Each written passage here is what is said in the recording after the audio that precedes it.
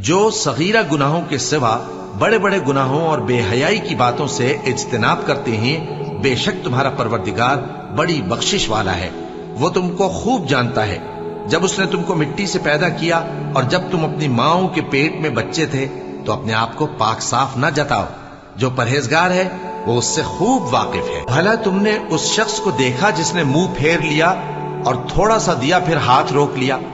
کیا اس کے پاس غیب کا علم ہے کہ وہ اسے دیکھ رہا ہے؟ کیا جو باتیں موسیٰ کے صحیفوں میں ہیں ان کی اس کو خبر نہیں پہنچی؟